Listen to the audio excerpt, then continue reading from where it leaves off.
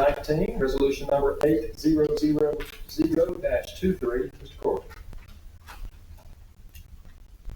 This resolution authorizes the execution of a development agreement with Healthcare Resources LLC and the payment of the development incentive pursuant thereto. Mr. President, I move to approve resolution number 8000-23. Second. Have a motion and a second for approval. I'd like to call Mr. Greg Knighton if he would come and give us the highlights of the resolution before us. Again, on Thursday night, we drove into this one, but for those who were not here on Thursday, Mr. Knighton was agreed to recap that for us. Yes, sir. So the development agreement has several highlights in it. One would be prepaid rent on the north and south towers, which would have a graduated scale. And I definitely will ask our attorney to jump in and correct me if I make any mistakes when I'm walking through this. Years 1 and 2, $3 million a year. Years 3 and 4, $2 million a year. Years 5 and 6, $1.5 million a year. Year 7, $1 million. Year 8, $1 million. Year 9 and 10, $500,000. That said, the building achieves 93% occupancy.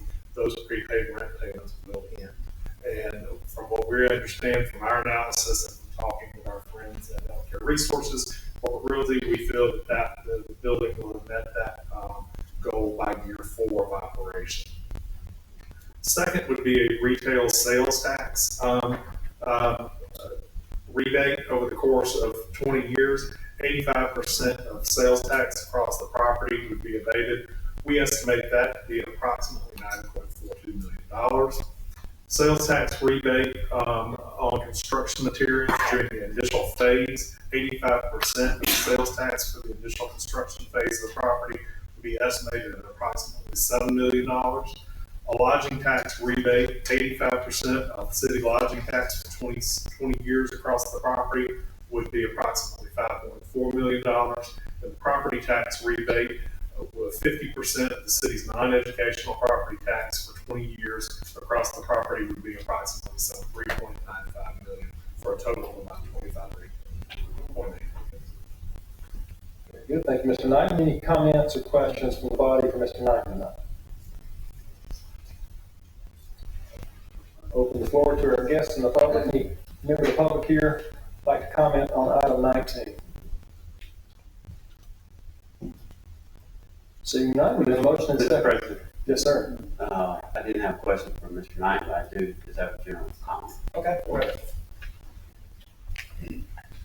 So I think we've all probably, I think someone used the word agonized over this for the last few days.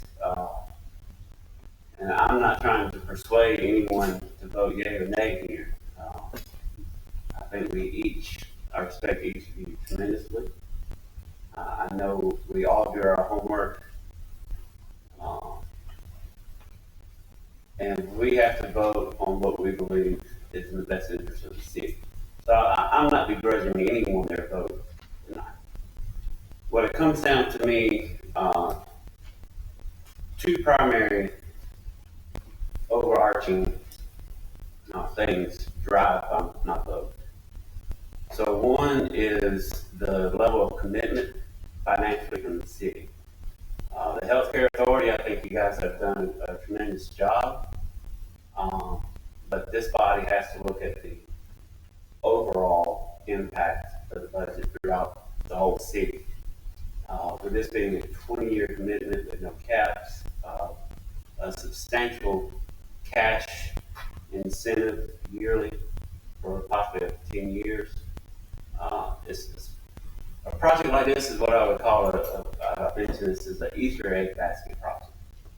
I feel like we are putting all our eggs into this basket. It may, unless we change our budget policy moving forward, this may prevent deals that we have ongoing now, and it may prevent deals that we don't even know about in the future.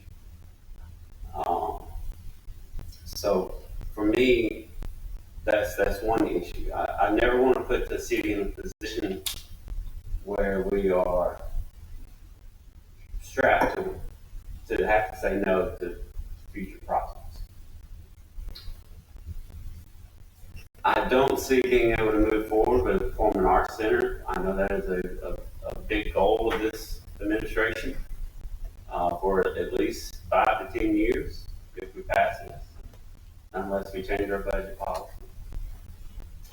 The number 2 overarching thing is this whole PUD project is anchored by a possible ambulatory surgical center, which does not have a certificate of need yet. I think I've set precedent when I voted on the Met Complex, Met Stadium upgrades with not having the SEC contract in hand, on performing art center bonds with not having a contract in hand with Patton Creek. And it's the same with the CON.